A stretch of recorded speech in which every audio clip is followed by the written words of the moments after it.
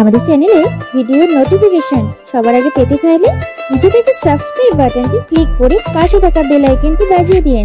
আর হ্যাঁ, ভিডিওতে লাইক দিয়ে শেয়ার দিতে মোটেও ভুলবেন না কিন্তু।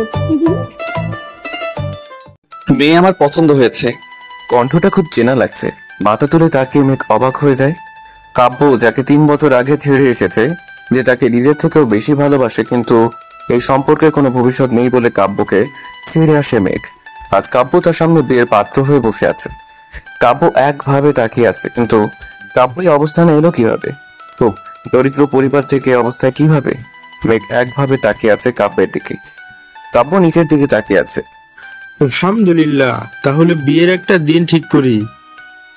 আজই বিয়া? এই কথা শুনে সবাই তো অবাক। আজই? কিন্তু কেন? দেখুন, আমি নতুন একটা প্রজেক্টে কাজ শুরু করব, তাই এরপর আমি ছুটি পাবো না, তাই বলছি আজই, যদি আপনাদের আপত্তি না থাকে। কাব্যের বাবা আর মেঘের বাবা দুইজন খুব ভালো ঘনিষ্ঠ বন্ধু হয়ে গেছে, তাই সিদ্ধান্তে তাদের আপত্তি নেই। মেঘ অবাক হয়ে বসে থাকে। সন্ধ্যার মধ্যে বিয়ের কাজ শেষ করে মেঘকে নিয়ে আসা হয়। রাত 11টা বাজে। বাসার ঘরে বসে যে বসে আছে মেঘ। কিছুক্ষণ পর কাব্য রুমে এসে দরজা লাগিয়ে দেয়। কাব্য এসে মেঘের কাছে বসে। বাহ, আজও তুমি ঠিক আগের মতোই সুন্দরী। কাব্য, তুমি কিভাবে? মানে? পরিবারের শেষ সম্বল দিয়ে একটা ব্যবসা শুরু করেছিলাম, যা হঠাৎই দাঁড়িয়ে যায়। হ্যাঁ, অনেক কষ্ট করতে হয়েছে। শুনে খুশি হলাম। দেখলে আমার ভাগ্য আমাদের এক করেই দিল। সেটাই। যা বলছিলাম, আজও তুমি আগের মতোই সুন্দরী আছো। আর কি? আজও তুমি ভালোবাসার যোগ্য নও। মানে? কিছু না। আজও ভালোবাসো না। তাহলে বিয়ে? কাব্য হেসে উঠে দাঁড়ায়। মেঘ, তুমি যখন ছেড়ে গিয়েছিলে, একবারও ভেবেছো আমার কি হবে? আমার চলার পথ হয়তো কঠিন ছিল, কিন্তু কখনো তোমাকে বুঝতে দেইনি। আর কি বলেছিলে ভবিষ্যতে? মেঘ, তুমি কখনো এটা জিজ্ঞেস করতে আমি খেয়েছি কিনা, চাকরি পেয়েছো কিনা? আমার বিয়ের জন্য চাপ দিচ্ছে, আমাকে ভুলে যাও এসব বলতে। একটা বেকার ছেলের কাছে এই কথাগুলো কতটা কষ্টকর বুঝো? আর বিয়ে, মেঘ এইবার বুঝবে ভালোবাসার মানুষ কষ্ট দিলে কেমন লাগে। আর হ্যাঁ, তুমি ডিভোর্স দিতে পারবে না কেন জানো? আলহামদুলিল্লাহ, যখন আমার ব্যবসা উচ্চতায় ছিল, তখন তোমার বাবা একটা বড় পরিমাণ লোন নেয় আমার বাবার থেকে। আর মেঘ, তিনি যে কাগজে সই করেছেন, সেটা আমার দেয়া, যাতে মাসিক সুদ 50% আছে। মানে বুঝো, এই 2 বছরে তার পরিমাণ কত হবে? বাদ দাও, তোমার বোনেরও তো বিয়ের কথা চলছে, তাই না? হ্যাঁ, আমার ফ্রেন্ডের ছোট ভাইয়ের সাথে পাকা কথা শেষ। আচ্ছা, কেমন হবে যদি বিয়েটা ভেঙে যায়? আর সবাই যখন জানবে বিয়েটা ভেঙে গেছে মেয়ের বড় বোনের জন্য, কেমন হবে মেঘ? ইস, তোর আমার কথা মতো চলা ছাড়া কোনো উপায় নেই তোমার। বলেই কাব্য পাশে বসে। মেঘের চোখ ছলছল করছে। এতটা ঘৃণা কাব্যের মনে জমে আছে তার প্রতি। মেঘের দিকে তাকিয়ে কাব্য চোখ নামিয়ে ফেলে। নামো, বিছানা থেকে নামো। কেন? তোমার সাথে এক বিছানায় ঘুমানো অসম্ভব। যাও, ফ্লোরে ঘুমাও। কাব্য, নামো। ধমককে কেঁদেই দেয় মেঘ। কাব্য বিরক্ত হয়ে একটা কাঁথার বালিশ ফ্লোরে ছুঁড়ে মারে। তারপরে সে মেঘের হাত ধরে টান দিয়ে বিছানা থেকে ফ্লোরে নামিয়ে দেয়। মেঘ কেঁদেই যাচ্ছে। কাব্য বিছানায় শুয়ে পড়ে। মেঘ কেঁদেই যাচ্ছে। কাব্য বিরক্ত হয়ে উল্টো দিকে ফিরে শুয়ে পড়ে। মেঘ বুঝতেই পারছে না কাব্য এসব কেন করছে। মেঘ শুয়ে পড়ে। কান্না থামছেই না। বালিশে মুখ চেপে কান্না করছে মেঘ। হঠাৎ কাব্য উঠে বসে বলে, এসব নাটক বন্ধ করে আমাকে ঘুমাতে দিন। ধমক খেয়ে মেঘ চুপসে যায়। কাব্য শুয়ে পড়ে। কাব্য আবার উঠে বারান্দায় চলে যায়। সেখানে গিয়ে চেয়ারে বসে মাথা নামিয়ে ঘুমানোর চেষ্টা করছে। মেঘ কাব্যের দিকে তাকিয়ে আছে। এই ছেলে কাব্য না, কাব্য এমন ছিল না। মেঘকে কষ্ট দিতে পারে না কাব্য। ভাবতে ভাবতে মেঘ ঘুমিয়ে পড়ে। সকালে পানির ঝাপটায় মেঘের ঘুম ভেঙে যায়। কাব্য দাঁড়িয়ে আছে পানির গ্লাস নিয়ে। আর কত ঘুমাবেন, উঠুন। মেঘ কিছু না বলে বেরিয়ে যায়। কাব্য রেডি হয়ে বেরিয়ে যায় রুম থেকে। মেঘ এরই মধ্যে নাস্তা বানিয়ে টেবিলে দেয়। কাব্য না খেয়ে বের হবে তখনই, কাব্য, নাস্তা খেয়ে যা। না মা, ওটা খাবার যোগ্য না, ওই নাস্তার কোনো ভবিষ্যৎ নেই বলেই কাব্য বেরিয়ে যায়। মেঘ চুপ করে দাঁড়িয়ে থাকে। তার মনে হচ্ছে সারা জীবন এই অত্যাচার সহ্য করেই থাকতে হবে, কিন্তু কাব্য কি শুধু প্রতিশোধের জন্যই তাকে বিয়ে করেছে? রান্নার দিকে তাকে আনমনা হয়ে দাঁড়িয়ে আছে মেঘ। অপলক দৃষ্টি যেন খুঁজে যাচ্ছে তার আপন বস্তু। চোখ ছলছল করছে এখনো, তবে তা চাপা দিয়ে আছে মেঘ। হঠাৎ কাঁধে কারো হাত পড়তেই আটকে উঠে মেঘ। ঘুরে তাকিয়ে দেখে কাব্যের মা দাঁড়িয়ে আছে। জি মা, কিছু লাগবে? তুমি ঠিক আছো মা? হ্যাঁ মা, কেন? কিছু হয়েছে? না মা, আসলে মায়ের জন্য মন খারাপ হচ্ছে। এই তো মা। মাকে দেখেই মেঘ ছুটে গিয়ে জড়িয়ে ধরে। মেয়েকে কাছে পেয়ে মাও শক্ত করে জড়িয়ে ধরে। মেঘের খুব কাঁদতে ইচ্ছে করছিল, এখন আর নিজেকে ধরে রাখতে পারলো না। মাকে জড়িয়ে ধরেই কেঁদে ওঠে মেঘ। মেঘের কান্না দেখে মা অবাক হয়ে যায়। মেঘ তো এত সহজে কাঁদে না। মেঘকে শান্ত করে রুমে নিয়ে যায় তিনি। তুই আজ এমন ভাবে কাঁদছিস কেন? না মা, তোমাদের কথা মনে পড়ছিল তাই আর কি। একদিনেই? না মানে, সবকিছু ঠিক আছে তো মেঘ? হ্যাঁ মা। মার কিছু বলার আগেই রান্নার জলে বেরিয়ে যায় মেঘ। ওদিকে অফিসে কাব্য চুপচাপ কাজ করছে। হঠাৎ রুমে কলিগ আসে। কাব্য, ওই কাজটা করে দিও তো। আচ্ছা। কাব্য, তোমার ব্যবসা আছে, তাও এখানে। ব্যবসা হচ্ছে পরিবারের জন্য, আর জবটা আমার জন্য। আমার নিজেরও কিছু স্বপ্ন আছে। তা বিয়ের পরে অফিসে যে? এটা আপনার ব্যবসা না? ওকে। কলিগ চলে যায়, কাব্য আবার কাজে মন দেয়। বিকেলে কাজ শেষ করে কাব্য বের হয়। বাইকে উঠেই খেয়াল করে রাস্তার ওই পাশে একটা ফুলের দোকান। কাব্য বাইক থেকে নেমে দোকানটার সামনে দাঁড়ায়। রনির গন্ধার একটা গুচ্ছ কিনে নেয়। বাইকের কাছে গিয়ে থমকে দাঁড়ায় কাব্য। ফুল কার জন্য? ওই মেয়ের জন্য? এত সহজে? না, আগে নিজের কাজের ফল ভোগ করবে। ফুলের গুচ্ছটা ফেলে দেয় রাস্তায়, তারপর বাইকে উঠে ছুটে যায় কাব্য। দরজায় নখ দিতে মেঘ হাসি মুখে বলে, এসে পড়েছেন? আজ দিন কেমন কাটলো? কি? আচ্ছা রুমে চলো, ফ্রেশ হবে, তারপর দ্রুত বের হয়ে আসো, আব্বু আম্মু এসেছেন। ও, এই জন্যই নাটক? কাব্য কিছুক্ষণ পর চুপ থেকে তারপর রুমে চলে যায়। ফ্রেশ হয়ে এসে দেখে মেঘ একটা পাঞ্জাবি হাতে নিয়ে দাঁড়িয়ে আছে। এটা পরে নিন। কি নাটক? কাব্য খেয়াল করে দরজা খোলা। কাব্য গিয়ে দরজা আটকে দেয় আর মেঘের হাত ধরে টান দিয়ে বারান্দায় নিয়ে যায়। কি নাটক শুরু করলে সব? দেখো আব্বু আম্মু আসছে, আর আমি চাই না তোমার আমার ব্যাপারটা ওনারা জানো। ওনাদের কষ্ট দিতে চাই না। সেটা আমার জানার ব্যাপার না। এই অনুরোধটা রাখো। ঠিক আছে। কাব্য পাঞ্জাবি নিয়ে চলে যায়। কিছুক্ষণ পর বেরিয়ে আসে। সামনের রুমে বসে আছে কাব্য। হাসতেই মেঘের বাবা তাকে জড়িয়ে ধরে। কেমন আছো বাবা? জি ভালো, আপনারা কেমন আছেন? হ্যাঁ, আমরাও ভালো। আমার মেয়ের ভাগ্য ভালো, তোমাকে পেয়েছি। কাব্য কিছু বলল না। তুষার, এদিকে আয়। মায়ের ডাক শুনে রান্না করে যায় কাব্য। হ্যাঁ মা, বলো। ওনারা বলছে পরশু ম্যাককে নিয়ে ওনাদের বাসা থেকে একটু ঘুরে আসতে। কিন্তু মা, আমার সময় হবে না। আমি যেতে বলছি, যা। ঠিক আছে, ওকে পাঠিয়ে দাও। তুমিও যাবি? কাব্য কিছু বলল না। সেই রাতে খাবার শেষ করে মেঘের বাবা মা ফিরে যায়। মেঘ রুমে গিয়ে ফ্লোরে বিছানা বানাতে থাকে, তারপর শুয়ে পড়ে। হঠাৎ তার গায়ে পানির ঝাপটা লাগে। লাফিয়ে উঠে দেখে কাব্য পানির গ্লাস নিয়ে দাঁড়িয়ে আছে, আর তার বিছানার এক অংশ ভিজে গেছে। ইস, ভুলে পানি পড়ে গেল। তুমি এক কাজ করো, সোফায় ঘুমিয়ে পড়ো আজ। মেঘ কাব্যের দিকে তাকিয়ে আছে অবুঝের মতো। কাব্য তাকে কেন এভাবে টর্চার করছে। গুটি গুটি পায়ে সোফার দিকে গিয়ে শুয়ে পড়ে মেঘ। ক্লান্তির পর শুয়েই ঘুমিয়ে পড়ে মেঘ। কাব্য মেঘের দিকে মুখ করে শুয়ে পড়ে। মেঘের মুখের দিকে তাকিয়ে মনের ভেতরটা কেমন একটা করে ওঠে। নিজেকে সামনে রাখাটা কষ্টের। ভালোবাসার মানুষটার প্রতি ঘৃণা জন্মে তা অনেক ভয়ানক হয়ে ওঠে। মেঘের দিকে তাকিয়ে দেখতে দেখতেই ঘুমিয়ে পড়ে কাব্য। সকালে মেঘের চিৎকারে ঘুম ভেঙে যায় কাব্যের। হাতকে উঠে দাঁড়ায় কাব্য। কি হলো মেঘের? কাব্য দ্রুত উঠে বেরিয়ে দেখে মেঘ সোফার উপর উঠে দাঁড়িয়ে আছে আর পড়ে একটা তেলাপোকা। এই জন্য এত চিৎকার। কাব্য বিরক্তি হয়ে ফিরে যেতে চাইলে মেঘের এই অবস্থা দেখে এগিয়ে গিয়ে তেলাপোকাটা সরিয়ে দেয়। মেঘ যেন হাফ ছেড়ে বাঁচে, কিন্তু তখনই ঘটল বিপত্তি।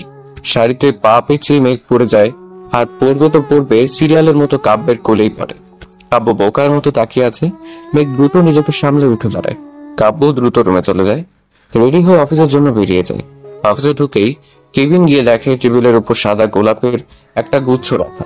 কাব্য অবাক হয়ে চেয়ারে বসে ফুলগুলো হাতে নেয়। এই ফুল? জাবেদ? তার কলিগ এগিয়ে আসে। হ্যাঁ কাব্য, এই ফুল আমি রেখেছি। বলার শব্দ শুনে দরজার দিকে তাকাই, দেখি দরজার সামনে দাঁড়িয়ে আছে নীল শাড়ি পরে নিশি। নিশি বসের মেয়ে, বলতে গেলে কলেজ থেকে আমাকে চেনে। আমার সাথে কথা হয় অফিস আসার পরই। অল্প সময়ে আমাকে ভালোবেসে ফেলে, সব কাজে সাহায্য করে। আমার হঠাৎ বিয়ের কথা শুনে অনেক কেঁদেছিল, কিন্তু জাবেদের থেকে জানতে পারে আমার বউয়ের প্রতি কোনো আগ্রহ নেই, আর হয়তো খুব জলদি ডিভোর্স হয়ে যাবে। নিশি, তুমি কেন দিতে পারি না? পারো। যাবে একটু বাইরে যাবে? হ্যাঁ। জাবেদ চলে যায়। তারপর আমি জানি বিয়েটা তুমি ইচ্ছাই করনি, ব্যাপার না। সব ঠিক হয়ে যাবে। কাব্য উত্তর না দিয়ে কাজে মন দেয়। এদিকে বাসায় বিছানা গোছানোর সময় কাব্যের ডায়েরিটা খুঁজে পায় মেঘ। হাতে নাই সেটা, খুলে পড়বে তখনই ভেতর থেকে বেরিয়ে ফ্লোরে পড়ে দুটো ছবি। ছবি তুলে নিয়ে দেখে কাব্যের পাশে একটা মেয়ে। মেঘ বুঝতে পারে কাব্য এখন অন্য কাউকে ভালোবাসে, আর এই বিয়ে তাকে কষ্ট দিতে। কান্না আসছে খুব। ডায়েরিটা পড়া হয় নাই, আর সব আগের মতো রেখে দ্রুত বাথরুমে গিয়ে শাওয়ার ছেড়ে কাঁদতে থাকে মেঘ। কাব্য তাকে কষ্ট দেওয়ার জন্য বিয়ে করেছে, এই জন্য নাকি কাব্য অন্য কারো বলে বুঝতে পারছে না মেঘ। হয়তো কাব্যকে এখনো সে ভালোবাসে, নাকি আজই কাব্যের প্রতি ভালোবাসা আসছে। প্রশ্নগুলো সূর্যের মতো আঘাত করছে মনে। বিকেলে কাজ শেষ করে কাব্য বাসায় ফিরবে, তখনই বাইকে উঠে বসে নিশি। চলো, চলো মানে? আজ তোমার বাসায় ডিনার করব। আন্টিকে বলেছি দুপুরেই। বাহ, ভালো তো। কাব্য কিছু না বলে বাইক স্টার্ট দেয়। বারান্দায় দাঁড়িয়ে মেঘ রাস্তার দিকে তাকিয়ে আছে। হঠাৎ দেখলো কাব্য একটা মেয়েকে নিয়ে ফিরছে। মেঘ, মেঘ দ্রুত রুম থেকে বের হয়ে দরজায় টোকা দিতেই দরজা খোলে মেঘ। কাব্য, এই মেয়েটা। ভেতরে চলো। কাব্য নিশিকে নিয়ে ভেতরে যায়, যেন মেঘকে সে দেখেনি। আরে নিশি, এসে পড়েছো? জি আন্টি, আর আজকে রান্না কিন্তু আমি করব। হ্যাঁ কি, কেন? নতুন রান্না শিখেছি, তাই আপনাদেরই আগে খাওয়াবো। পাগল মেয়ে একটা। আপনি রুমে গিয়ে আরাম করুন, রান্নাঘর আমি দেখছি। মা হেসে চলে যায়। নিশি আগেও এমন করেছে আমার মন পেতে। এই তুমি যাও, ফ্রেশ হয়ে এসো, আমার সাহায্য লাগবে। কাব্য মেঘের দিকে আর চোখে তাকায়। জ্বলে পুড়ে যাচ্ছে মেঘের ভেতরটা। হ্যাঁ, সাহায্য করব। আসছি, তুমি যাও। কাব্য চলে যেতেই ঋষভ কিছুক্ষণের জন্য মেঘের দিকে তাকিয়ে তারপর রান্নাঘরে চলে যায়। মেঘ দ্রুত রুমে চলে যায়। কাব্য টাওয়েল নিয়ে ফ্রেশ হতে যাবে, তখনই মেঘ তার হাত টান দিয়ে সামনে আনে। এসব কি? কে এই মেয়ে? আর ও? তাতে তোমার কি? আর ও নিশি খুব ভালো মেয়ে, আমার জন্য পাগল। আমি ওকে বিয়ে করব।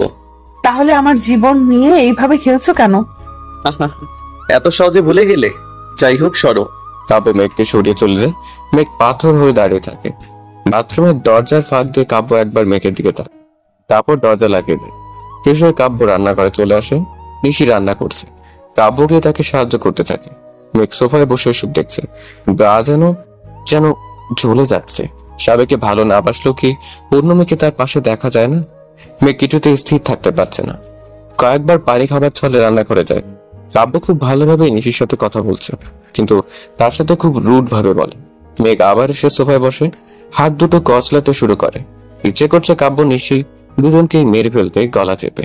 এদিকে খাবার তৈরি, সবাই খেতে বসে। মেঘ এখনো রাগে গজগজ করছে। নিশি আর কাব্য পাশাপাশি বসেছে। মেঘ কাব্যকে ঘৃণা করলে এসব সহ্য হচ্ছে না স্যার।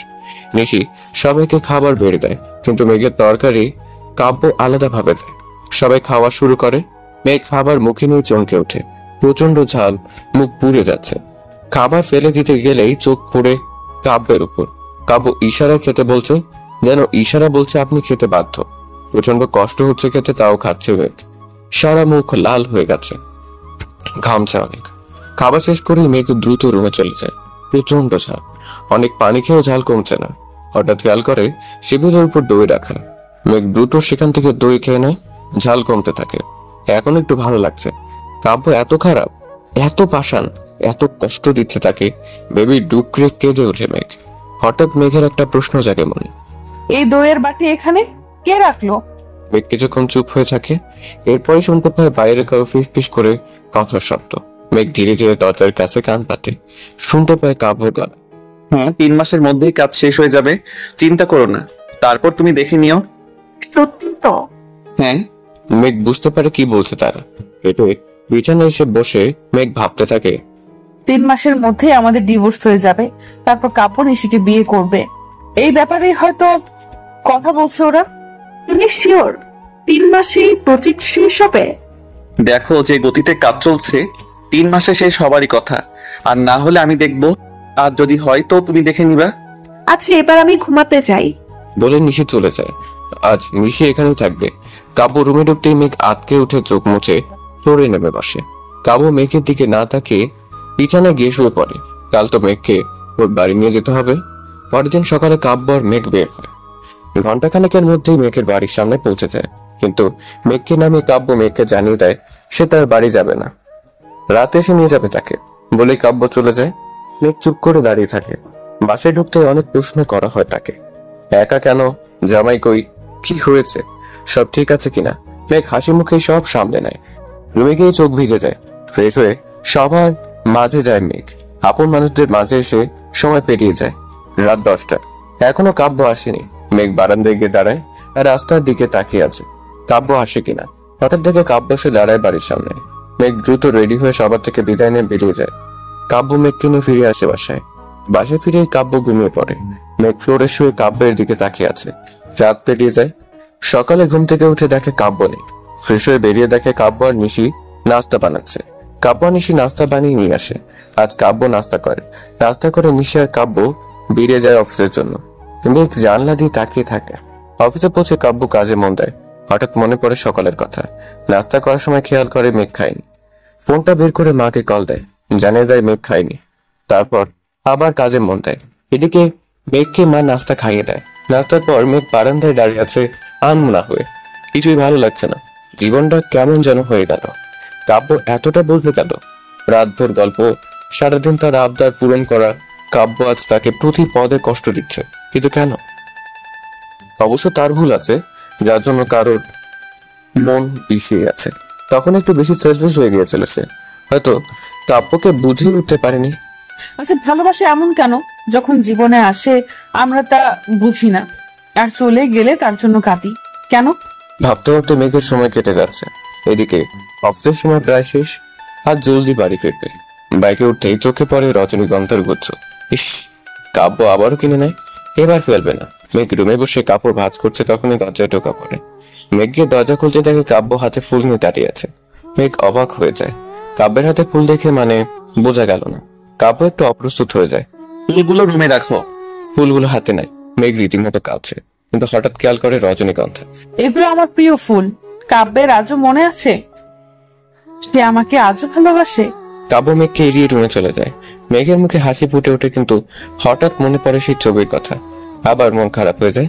হঠাৎ করে মেঘ, কাব্য মেঘকে নাম ধরে ডাকতে মেঘের শরীর কেঁপে ওঠে। মনটা কেমন যেন করে ওঠে। দৌড়ে রুমে চলে আসে আর দরজা দিয়ে রুমে ঢুকেই হা হয়ে যায়।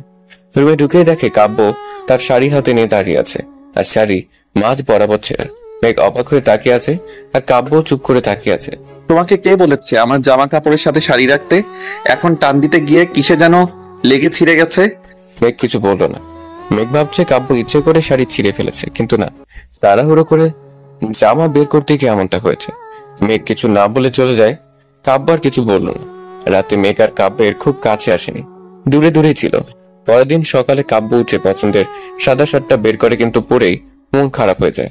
একটা বোতাম ছেঁড়া। এখন এত সময় নেই যে ঠিক করবে। আবার শার্টটা খুলে বিছানায় ফেলে অন্যটা পরে বেরিয়ে যায়। মেঘ রান্নাঘরে গুনগুন করে গান গাইছে আর রান্না করছে।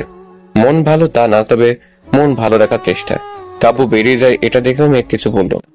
অফিসে এসে কেন জানি খারাপ লাগছে। কাল শাড়িটা ছেঁড়ার পর মেঘ কেমন যেন চুপ করেছিল। ধুর, তাতে আমার কি? আমি তো এটাই চাই, মেঘ কষ্ট পাক। বিকেলে কাজ শেষ করে কাব্য বাইক নিয়ে বেরিয়ে যায়, কিন্তু কিছুটা যেতেই দেখলো সামনে নিশি দাঁড়িয়ে আছে। বাইক থামায় কাব্য। নিশি, তুমি ফ্রি আছো? হ্যাঁ, কেন? বাইকে ওঠো। নিশি কিছু না বলে উঠে বসে। কাব্য বাইক টেনে শপিং মলে চলে যায়। শাড়ির দোকানে ঢুকতেই নিশির মন পুলকিত হয়ে যায়। সে ভাবলো তার জন্য কিনবে, কিন্তু কাব্য তেমন কিছু বলছে না। কাব্য নিজেই শাড়ির ধরন ও রং বেছে নিচ্ছে। দুটো শাড়ি কিনে নেয়, যদিও নিশিকে তেমন কিছু বলেনি। তারপর দুজন জুস কর্নারে গিয়ে কিছুক্ষণ বসে চলে যায়। নিশিকে বাসায় নামিয়ে নিশিকে অবাক করে লাল শাড়িটা নিশির হাতে দেয়। তারপর বাইক চালু করে চলে যায়। নিশি ধন্যবাদও বলতে পারলো না। দরজায় টোকা দিতে দরজা খোলে মেঘ। মেঘ বেশ ফুরফুরে মেজাজে আছে, মুখে হাসি, তবে এর কারণটা কাব্য বুঝে না। কাব্য রুমে চলে যায়। তারপর মেঘ, ডাক শুনে মেঘ রুমে যায়। মেঘ রুমে যেতে কাব্য ব্যাগ থেকে কালো শাড়িটা বের করে মেঘের দিকে বাড়িয়ে দেয়। মেঘ কাব্যের দিকে তাকিয়ে আছে। এটা সত্যিই কাব্য তো, যে তাকে অত্যাচার করতে বিয়ে করেছে, সে আজ শাড়ি দিচ্ছে। মেঘের অবস্থা দেখে কাব্য গলা খাকিয়ে ওঠে। হ্যাঁ, দাও। মেঘ মনে মনে বেশ খুশি। শাড়িটা নিয়ে বেরিয়ে আসে। এসে শাড়িটা বুকে চেপে ধরে ভাবছে, কাব্য কি আবার আমাকে ভালোবাসতে শুরু করেছে? তাহলে তো ভালোই। আজ এখনই পড়বে সে। মেঘ শাড়ির দিকে তাকিয়ে থাকে। কাব্য ফ্রেশ হয়ে বারান্দায় চেয়ারে বসে মাথা ফেলে চোখ বন্ধ করে থাকে। একটা তন্দ্রা ধরে আচ্ছন্ন হয়ে যায় কাব্য। এভাবে রাত 11টা বেজে উঠলো। শুনছো? ডাক শুনে আমি মুখ তুলে তাকাই। দরজার সামনে দাঁড়িয়ে আছে মেঘ। আমার আনা কালো শাড়িটা পরে, খোলা চুল, চোখে কাজল আর লাজুক মুখ, নিজের দিকে তাকিয়ে আছে মেঘ। দেখতে পরীর থেকে কম লাগছে না? কাব্য উঠে দাঁড়ায়, তারপর ধীরে ধীরে এগিয়ে আসে। মেঘের বুকের ভেতর ধড়ফড় শুরু হয়। কাব্য কাছে আসতে মনে হচ্ছে তার দম আটকে যাবে। বলো। খেতে চলো। যাও, আমি যাচ্ছি। মেঘ কাব্যের দিকে তাকায়। যা। কাব্য নিজের ফোনের দিকে তাকিয়ে আছে, তার দিকে কি তাকায়নি? মেঘ মুখ ফুলে কাব্যের দিকে তাকিয়ে আছে। কাব্য মেঘের দিকে তাকায়। মেঘের অবস্থা দেখে ভ্রু কুচকে তাকায় কাব্য। কি? কিছু না। মেঘ দ্রুত রুম থেকে চলে যায়, কিন্তু আবার ফিরে এসে কাব্যের সামনে তাকায়। প্লিজ ধরুন। কাব্যের শার্টটা কাব্যের হাতে ধরিয়ে দেয়, তারপর আবার বেরিয়ে যায়। কাব্য দেখলো শার্টের বোতাম সেলাই হয়ে গেছে। কাব্য হেসে ফোনের দিকে তাকায়। না, ভালোই। মেঘের ছবিটা বেশ ভালোই তোলা হয়েছে। কাব্য রুম থেকে বেরিয়ে আসে। মেঘ রেগে রান্নাঘরে দাঁড়িয়ে কি যে কাজ করছে সে হয়তো নিজেও জানে না, কিন্তু রেগে আছে তা বোঝা যাচ্ছে। কাব্য গিয়ে টেবিলে বসে। মেঘ এসে মার নিজের জন্য খাবার নিয়ে বসে খাওয়া শুরু করে। আমার খাবার? নিয়ে খাও। কাব্য অবাক হয়ে মায়ের দিকে তাকায়। মাও হাসছে। কাব্য আর কি করবে, বেচারা উপহার দিয়েও এই ব্যাপার পাচ্ছে। খাবার নিজে নিয়ে খাওয়া শুরু করে। খাবার শেষ করে রুমে চলে আসে কাব্য। হঠাৎ পাশেই দেখে মেঘ কফি হাতে নিয়ে দাঁড়িয়ে আছে। কাব্য হাত বাড়িয়ে নিচে গেলে মেঘ সরিয়ে ফেলে। এটা আমার। তো আমারটা কই? নিজে নিয়ে খাও। তোমার মনে হচ্ছে তুমি। কি? হ্যাঁ কি? না, কিছু না। মেঘ কফি শেষ করে বেরিয়ে যায় রুম থেকে। কাব্য তাকিয়ে থাকে মেঘের চলে যাওয়ার দিকে। হঠাৎ কাব্যের মাথায় একটা কথা আসে। আচ্ছা, হঠাৎই মেঘের মধ্যে একটা বউ বউ ব্যাপার প্রকাশ পাচ্ছে মনে হচ্ছে। কাব্য হেলান দিয়ে দাঁড়িয়ে ভাবছে কথাটা। হঠাৎ কেউ একজন তার কাঁধে হাত রাখে। কাঁধে হাত পড়তেই ঘুরে তাকায় কাব্য, দেখে মা দাঁড়িয়ে আছে। কি ভাবছিস? না, কিছু না। দেখ, আমি জানি না তোদের মাঝে কি হয়েছে, কিন্তু মেঘের যে মন খারাপ তা বোঝা যাচ্ছিল। মেয়েটা বারবার হাসার চেষ্টা করেছে আমার সামনে, কিন্তু একা হলেই আনমনে হয়ে যায়। তবে মেয়েটা তোকে ভালোবাসে, না হলে এখন তো একটুতেই বাপের বাড়ি ছুটে অনেকেই। কিন্তু দেখ, তা না করে মেঘ খুনসুটি করছে তোর সাথে। ওকে কষ্ট দিস না। বলেই মা চলে যায়। আমি কথা শুনেও না শোনার ভান করে দাঁড়িয়ে আছি। মেঘ অপরাধ করেছে, তাই শাস্তি তাকে পেতেই হবে। আমি গিয়ে দরজা লাগিয়ে দেই। আজ ওর রুমে আসাই বন্ধ। এসে বিছানায় শুয়ে পড়লো কাব্য। বাইরে বাজের ঝলক দেখা যাচ্ছে। এই রে, ঝড় হবে নাকি? মেঘ তো আবার বাজ ভয় পায়। ভাবতেই মনে পড়ে 4 বছর আগের কথা। এক সন্ধ্যায় দুজন হেঁটে বাসায় ফিরছিল। হঠাৎ চারপাশ থেকে ঝড় বাতাস শুরু হয়। মেঘ ভয়ে কারো কাব্যের হাত চেপে ধরে, তারপরই তো ঝড় শুরু। একটা রিক্সাও নেই রাস্তায়, তাই রাস্তার পাশে একটা শেডে দাঁড়ায় দুজনে। হঠাৎ বিশাল একটা বাজ পড়ার সাথে সাথে মেঘ কাব্যের বুকে মুখ লুকায়। সে রাতে 2 ঘন্টা মেঘ কাব্যের বুকে ছিল। কথাগুলো মনে পড়তে কাব্যের মন ভালো হয়েছে, কিন্তু তারপরই মনে পড়ে মেঘের ছেড়ে যাবার কথা। কাব্য কিছু না ভেবে ফের ঘুমানোর চেষ্টা করে, আর ঘুমিয়েও পড়ে। হঠাৎ বাজের শব্দ শুনে কাব্যের ঘুম ভেঙে যায়। এত জোরে বাজ পড়লো? মেঘ কোথায়? কাব্য উঠে দাঁড়ায়। রুমে নেই। কিভাবে থাকবে? দরজা বন্ধ। বাইরের রুমে এসে দেখে সেখানেও নেই। তাহলে কোথায় মেঘ? কাব্য চিন্তায় পড়ে যায়। সত্যি কি আবার বাপের বাড়ি? না না, মেঘ তা করতে পারবে না। তাহলে? হঠাৎ কাব্যের মনে একটা লম্বা কথা জেগে উঠে আর দ্রুত বেরিয়েছে। ছাদের দিকে এগোতে দেখতে পায় ছাদের এক কোণে একটা ছায়া মূর্তি দাঁড়িয়ে আছে। গায়ে কাটা দিয়ে ওঠে। এই ঝড়ের মাঝে কে দাঁড়িয়ে আছে? আমি ভয়ে ভয়ে সেদিকে এগোই। এ কি, এ তো মেঘ। মেঘ শূন্যভাবে আকাশের দিকে তাকিয়ে দাঁড়িয়ে আছে। ভূতে ধরলো নাকি? কাব্য এসে মেঘের পাশে দাঁড়ায়। ঝড়ের বেগ অনেক। এই তুমি এত রাতে এখানে কি? এই ঝড়ের মাঝে ভয় হচ্ছে না? না, আমার আবার ভয়। কাব্যের গায়ে কাটা দিয়ে ওঠে। ভয় স্রোত বয়ে যায় গায়ে। এমন কথা তো ভূত পেতনিরা বলে। তার মানে ও মেঘ না, পেতনি। কাব্য ভয় ভয়ে মেঘের দিকে তাকায়। মেঘ আকাশের দিকে তাকিয়ে আছে। মানে কি, তুমি তো ঝড় আর বাজকে ভয় পেতে? পেতাম। সবকিছু আগের মতোই আছে। তুমি, আমি, আমাদের ভালোবাসা কিছুই না। কাপু কিছুই আগের মতো নেই, বদলে গেছে সব। এখন আমি চাইলেও আগের মতো হব না। তাই নিজের ভয় আর ভালোবাসা দুটোকেই মেরে ফেলতে চাইছি। আমি না ভয় কখনো ভালোবাসিনি। তুমি তো বেসেছ, তাও ভালোবাসার মানুষকে কষ্ট দিতে পারছো? মেঘের কথার কোনো উত্তর দেয় না কাব্য। দাঁড়িয়ে না থেকে যাও, ঝড় বেড়েছে। কাব্য কিছু না বলে ঘুরে হাঁটা ধরে। মেঘকে আসার জন্য না বলে মেঘ কাব্য চলে যাওয়া দেখতে থাকে। কষ্ট পায়। কাব্য রুমে গিয়ে শুয়ে পড়ে। মেঘ কিছুক্ষণ পরে সে সোফায় শুয়ে পড়ে। পরের দিন সকালে কাব্যের ঘুম ভেঙে যায় মায়ের ডাকে। কাব্য উঠে দরজা খুলে দেখে মা দাঁড়িয়ে আছে, মুখে চিন্তার ভাব। কাব্য, মেঘের প্রচন্ড জ্বর, রান্না করে মাথা ঘুরে পড়ে গেছে। শুনে আমি দ্রুত বেরিয়ে দেখি মেঘ রান্না করে পড়ে আছে। মা তো তাকে উঠাতে পারবে না। আমি গিয়ে কোলে তুলে রুমে নিয়ে শুইয়ে দেই। মেঘের গায়ে প্রচন্ড জ্বর। আমি ডক্টরকে কল দেই। মা মেঘের মাথায় জলপট্টি দিতে থাকে। ডক্টর এসে মেডিসিন দিয়ে যায়। আমাকে অফিসের জন্য রেডি হতে দেখে মা এগিয়ে আসে। কি রে, তুই আজও কাজে যাবি? কেন? বৌমা এত অসুস্থ, তোর উচিত ওর পাশে থাকা। মা আমি ডক্টর নই, আর আমার কাজ আছে। মা আমি ঠিক আছি, ওকে যেতে দিন। মেঘ জানালার দিকে তাকিয়ে আছে, কাব্য কিছু না বলে বেরিয়ে যায়। অফিসে গিয়ে কাজ করা বাদ দিয়ে ডেস্কে মাথা ফেলে শুয়ে আছে কাব্য। নিশি এসে এমন দেখে কাব্যের গায়ে হাত দিয়ে আটকে ওঠে। তারও জ্বর। রাতে ভিজে এসে ভেজা মাথা নিয়ে ঘুমিয়ে পড়েছিল, তাই জ্বর হয়তো। কাব্য ঘুমিয়ে আছে। নিশি পাশে বসে কাব্যের কাজ করে দিচ্ছে, তাও ডাক দিচ্ছে না। ভালোবাসে বলেই কষ্ট সহ্য হয় না। কাব্য নিশির দিকে মুখ করে ঘুমিয়ে আছে। নিশির চোখ বারবার কাব্যের দিকে যাচ্ছে। নিজেকে ধরে রাখা অসম্ভব হয়ে যাচ্ছে। ঠোঁট জোড়া কাছে এনে ছোঁয়ায় কাব্যের কপালে।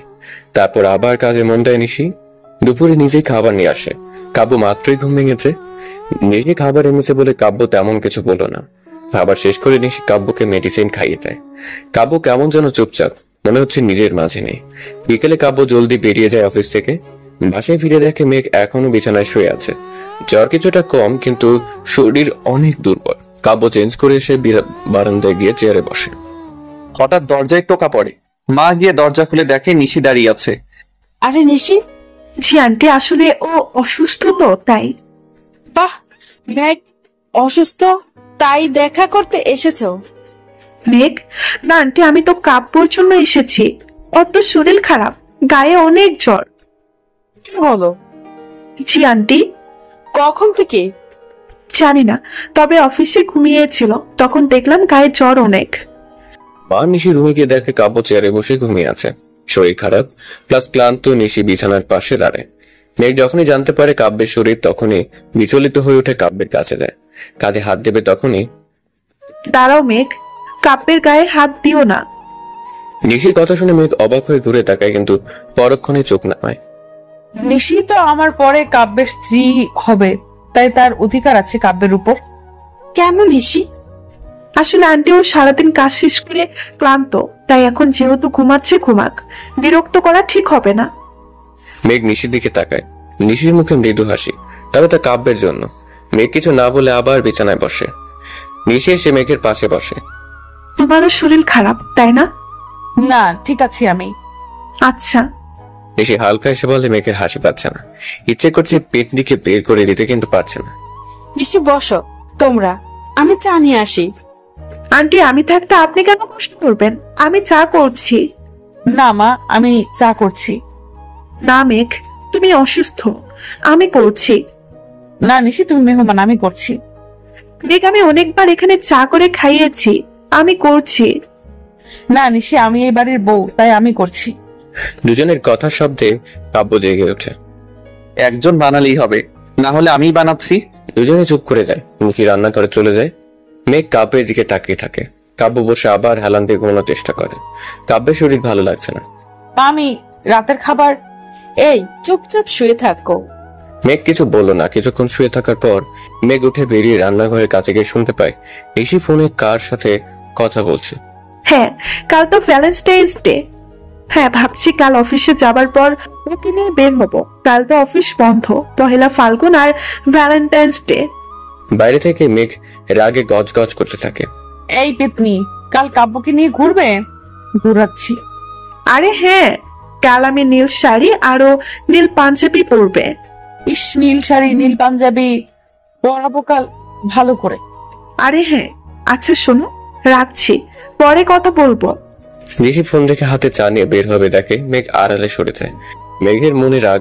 নিশি বের হতেই মেঘ পা দিয়ে ল্যাং মেরে নিশিকে ফেলে দেওয়ার চেষ্টা করে, কিন্তু নিশি গিয়ে সোজা কাব্যের গায়ে পড়ে। যে পানি আনতে আসছিল, কাব্য নিশিকে ধরে ফেলে। নিশি কাব্যের চোখের দিকে তাকিয়ে আছে, আর মেঘ রেগে আগুন। ছাড়ো। মেঘের ধমকেই কাব্য নিশিকে ছেড়ে দেয়, আর নিশি ধপাস করে পড়ে যায়। উফ মা। সরি। একদম ঠিক হয়েছে। কাব্য নিশির হাত ধরে টেনে তোলে। ছেড়ে দিলে কেন? আমি তো এই, আপনি চেঁচালেন কেন? আমার ইচ্ছে। বলেই মেঘ রুমে চলে যায়। এই কাব্য, এই মেয়ের কি মাথায় সিট আছে? হ্যাঁ। একদম। উফ মা, কোমরটা গেল। যাও রেস্ট নাও ওই রুমে, একটু বেটার ফিল করলে বাসায় যেও, আমি ড্রপ করে দিবনি। নিশি চলে যায়। কাবু ভাবতে থাকে হঠাৎ মেঘ এমন করছে কেন, নিশিকে দেখে তার হিংসে কেন হচ্ছে। রুমে গিয়ে মেঘ শুয়ে শুয়ে বই পড়ছে। কাব্য সেদিকে খেয়াল না করে বারান্দায় গিয়ে ফুল গাছে পানি দিতে থাকে, তার পছন্দের গাছগুলোতে। দিনের একটার সময় এদের সাথেই কাটে তার। মেঘ বারবার আর চোখে কাব্যের দিকে তাকায়। আমার মন খারাপের রাতে মন ভালো করা ভোরের আলো হবে। শুনে কাব্য থমকে যায়। এই কথাটা সে মেঘকে বলেছিল প্রপোজ করার সময় 4 বছর আগে। মেঘের এখনো মনে আছে? কাব্য ঘুরে তাকিয়ে দেখে মেঘ বই পড়ছে আর আনমনে বের করছে। কাব্য আবার নিজের কাজে মন দেয়। মেঘ হেসে কাব্যের দিকে তাকায় আর বলে, এই ছেলে আজও নিজের অনুভূতি লুকাতে পারে না, আজও ওর অনুভূতি চোখে প্রকাশ পায়।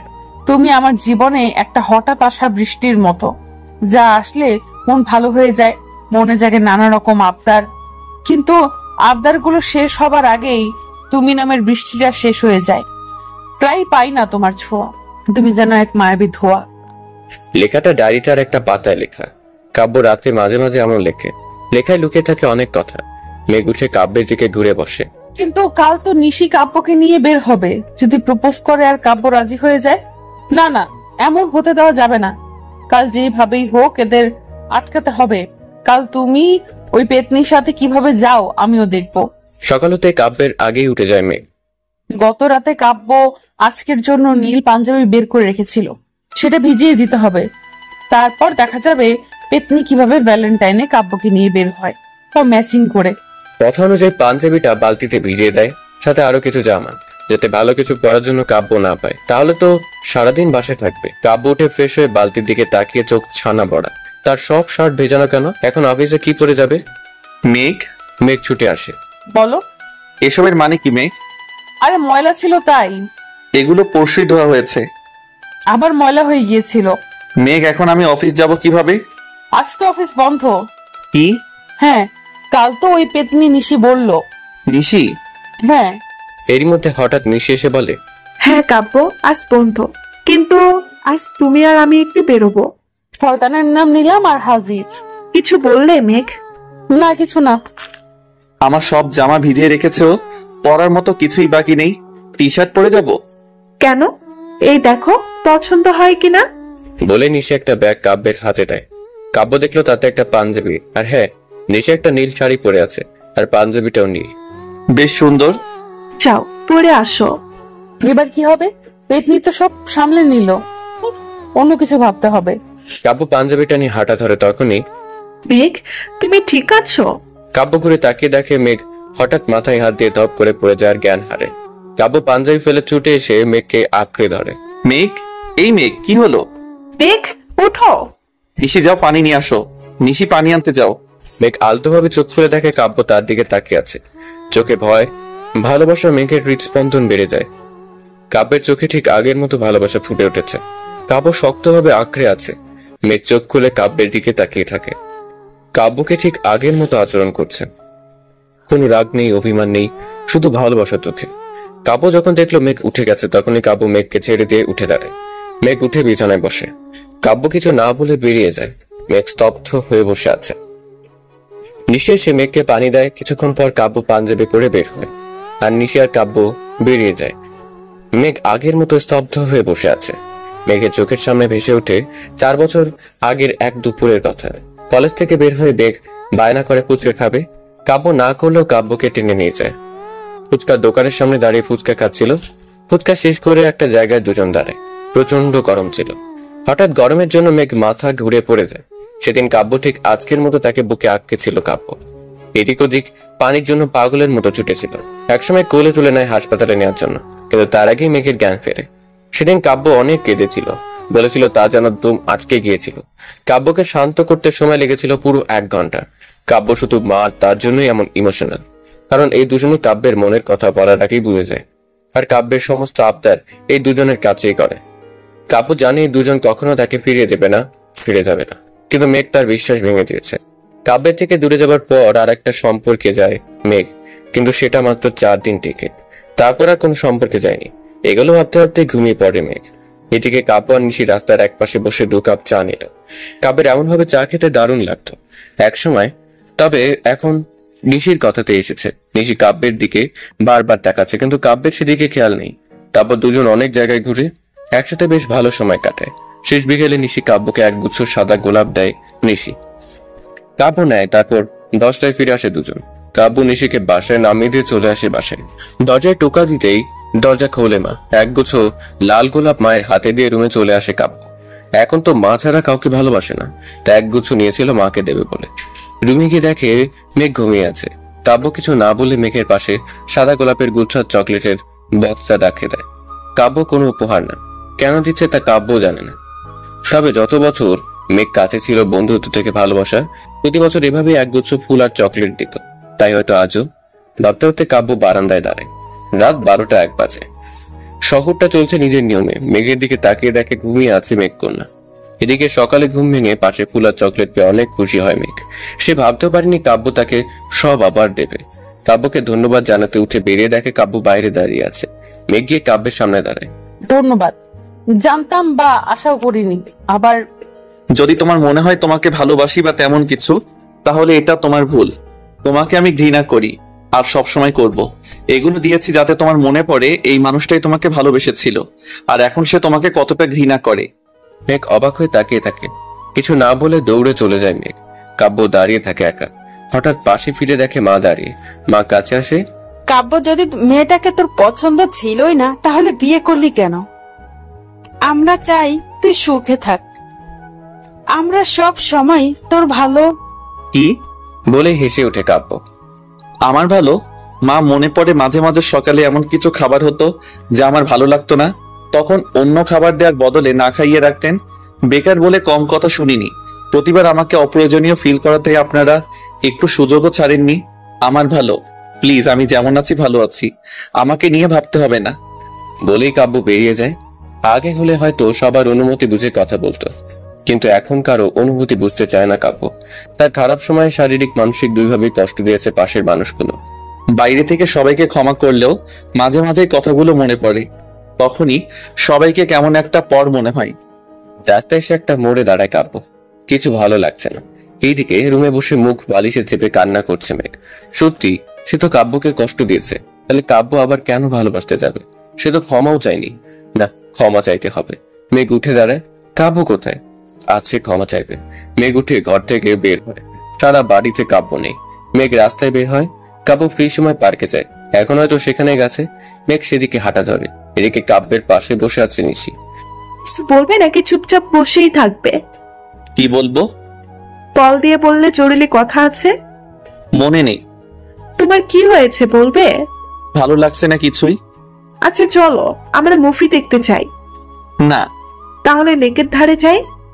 না। তো আমার বাসায় রান্না করব। না। তো এখানেই বসি। আচ্ছা। হুম। হুম, নিশি, বলো। ধন্যবাদ খারাপ সময়গুলোতে আমার পাশে থাকার জন্য। তোর বোকা, সত্যি ধন্যবাদ। তোমার জন্য সব পারবো। এই জানো কি?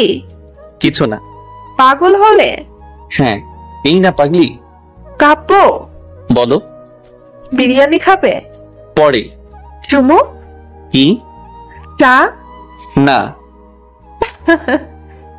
কাব্যের মন ভালো করতে নিশি অনেক রকম চেষ্টা করতে থাকে।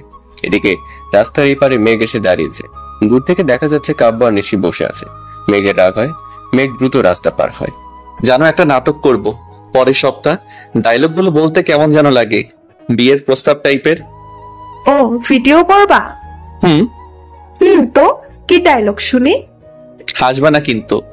আচ্ছা। ঠিক তখনই মেঘ কাব্য আর নিশির কাছাকাছি চলে আসে। কাব্য, তোমাকে বলবো বলবো ভেবেও বলা হয়নি কতটা ভালোবাসি। যতবার তোমার কাছে আসি তোমার চোখের চাহনিতে বাধা পড়ি।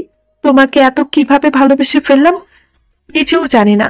শুধু জানি ভালোবাসি ভালোবাসি ভালোবাসি। বিয়ে করবে আমায়? হ্যাঁ। নিশি হেসে ওঠে। এদিকে এসব শুনে মেঘ থমকে যায়। তার যেন পায়ের তলার মাটি সরে গেছে। চারদিকে কেমন একটা পরিবেশ হয়ে গেছে। মেঘ আর এগোনোর সাহস পায় না। এখন ক্ষমা চেয়েও লাভ কি? কাব্য এখন নিশ্চিত। ভাবতে ভাবতে আনমনে হাঁটতে থাকে মেঘ। রাস্তা পার হওয়ার সময় তার খেয়াল নেই কিভাবে হাঁটছে। একদিকে কাব্য আর নিশি একটা রিক্সায় ওঠে। আর মেঘ যখন রাস্তার মাঝে, তখনই মেঘের দিকে ছুটে আসে একটা বিশাল ট্রাক। নিশিকে নিয়ে একটা রেস্টুরেন্টে বসে কাব্য। যাই বলে এমন ভাবে বললে ছেলে রাজি না হয়ে দৌড়ে পালাবে। হ্যাঁ, আমিও তাই ভাবছি। তুমিও না? তখনই কল আসে, দাঁড়াও। কাব্য কল রিসিভ করে। হ্যালো মা। কি? কিভাবে? কোন হাসপাতালে?